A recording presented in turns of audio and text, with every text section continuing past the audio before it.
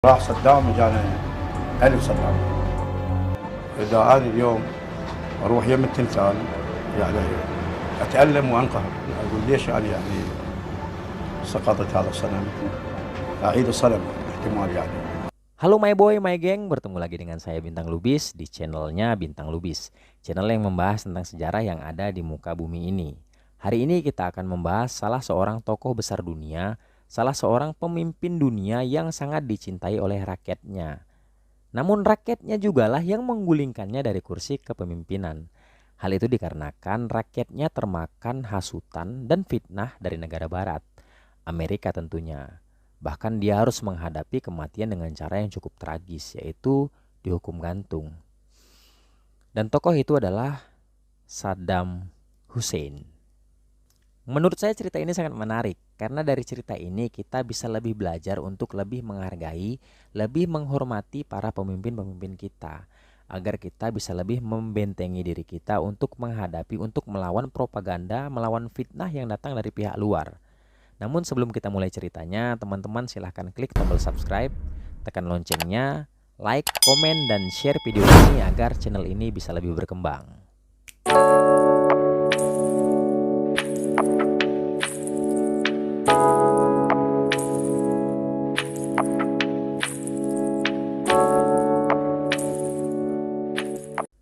Jauh sebelum kita mengenal Vladimir Putin, Saddam Hussein merupakan seorang pemimpin yang cukup disegani, yang cukup ditakuti oleh kawan maupun lawan-lawannya. Saddam Hussein lahir pada tanggal 28 April 1937 di daerah Al-Auja, Irak Tengah. Saddam Hussein menjabat sebagai presiden Irak pada periode Juli 1979 hingga April 2003. Di mata negara barat, Saddam Hussein dianggap sebagai pemimpin diktator. Bahkan Saddam Hussein dianggap sebagai musuh yang berbahaya, terutama Amerika Serikat dan sekutu-sekutunya. Namun di mata para pendukungnya, Saddam Hussein dianggap sebagai pahlawan karena sosoknya lantang memerangi Zionis Israel. Hal itu dibuktikan bahwa Saddam Hussein merupakan pemimpin Arab pertama yang berani membombardir Tel Aviv, ibu kota Israel, dan kota-kota di Palestina yang diduduki oleh tentara-tentara Israel, atau yang lebih dikenal dengan nama Perang Teluk Kedua yang terjadi pada tahun 1991. Namun sangat disayangkan, Saddam Hussein yang sangat dicintai oleh rakyatnya itu justru harus tumbang di tangan rakyatnya sendiri. Bahkan dia harus menghadapi kematian dengan cara yang cukup tragis, yaitu dihukum gantung. Mengapa bisa demikian? Ya apalagi kalau bukan propaganda Amerika. Namun hingga sampai saat ini tuduhan tersebut tidak pernah bisa dibuktikan, terutama tentang tuduhan bahwa Irak di bawah pimpinan Saddam Hussein memiliki senjata pemusnah massal. Bahkan mantan anggota CIA yaitu John Nixon yang ditugaskan khusus untuk menginterogasi Saddam Hussein selama berbulan-bulan dengan fokus utama mencari tahu di mana keberadaan senjata pemusnah massal yang selama ini dituduhkan. John Nixon mengatakan dari hasil pemeriksaan, dari hasil interogasi, dari hasil penyelidikan, percakapan antara John Nixon dan Saddam Hussein menghasilkan kesimpulan bahwa Saddam Hussein sudah menghentikan program nuklir tersebut dari beberapa tahun sebelumnya dan tidak pernah berniat untuk memulainya lagi. Namun, hasil tersebut membuat John Nixon dan koleganya dianggap gagal. Bahkan, John Nixon tidak pernah diberi kesempatan untuk menjelaskan kepada presiden, tidak pernah diberi kesempatan untuk menjelaskan kepada publik hasil dari penyelidikan selama ini. Hal itu semakin memperlihatkan bahwa Amerika Serikat dan sekutunya memaksakan diri agar Saddam Hussein dihukum mati. Nixon pun merasa malu, dia mengaku malu atas apa yang terjadi dengan Irak saat ini, dengan apa yang terjadi kepada rakyat Irak sejak digulingkannya Saddam Hussein. Tuduhan selanjutnya, Saddam Hussein dikatakan telah membantai sebagian rakyat Irak di negerinya sendiri. Seluruh dunia pun mengecam dan menyumpah serapah Saddam Hussein. Bahkan dia ditasbihkan sebagai pembantai kejam yang tidak berperi kemanusiaan. Namun 20 tahun kemudian kebenaran pun terungkap. Orang-orang yang dihabisi Saddam Hussein adalah para penganut Syiah di negerinya. Dan 2 dekade lebih kenyataan ini sengaja ditutupi oleh media barat. Sejak lama Saddam Hussein sudah mengetahui bahayanya Syiah.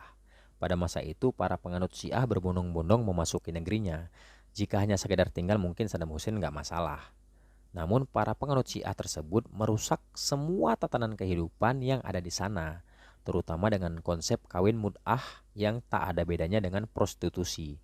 Padahal pada waktu itu Saddam Hussein sudah mulai menerapkan hukum Islam di negara Irak. Di wilayah Timur Tengah, satu-satunya negara yang menyadari keberadaan Iran sebagai negara Syiah adalah Irak.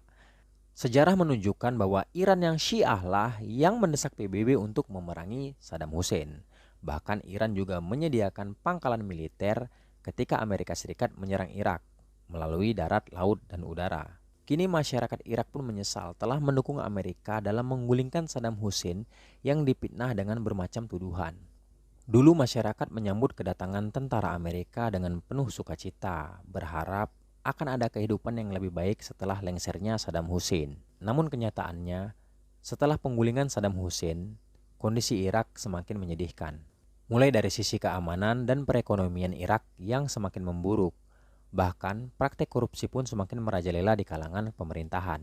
Penyesalan itu pun diungkap oleh salah satu warga Irak yang bernama Kadim Sharif Hashim Al-Jaburi, di mana ketika momen jatuhnya rejim Saddam Hussein oleh Amerika dan sekutunya, Kadim ikut merayakan bersama ratusan rakyat Irak lainnya yang saat itu termakan oleh hasutan dan fitnah Amerika.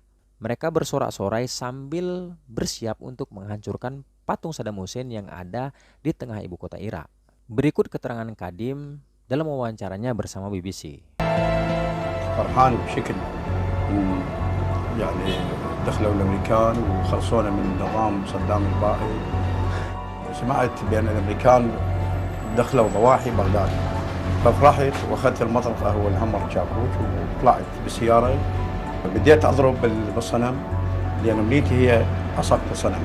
حقيقه سنه عن سنه للاسوء. وبعدين كشفنا ذول الحراميه والاحزاب والقتل والنهي والسلب. قتل صدام بس يعني ما شفنا من مثل هاي الحكومه. راح صدام وجانا ألف صدام. اذا انا اليوم اروح يم التمثال يعني اتالم وانقهر، اقول ليش انا يعني سقطت هذا الصنم، اعيد الصنم احتمال يعني اصنعه واعيده لو مخوفا ذول يقتلوني ارجع.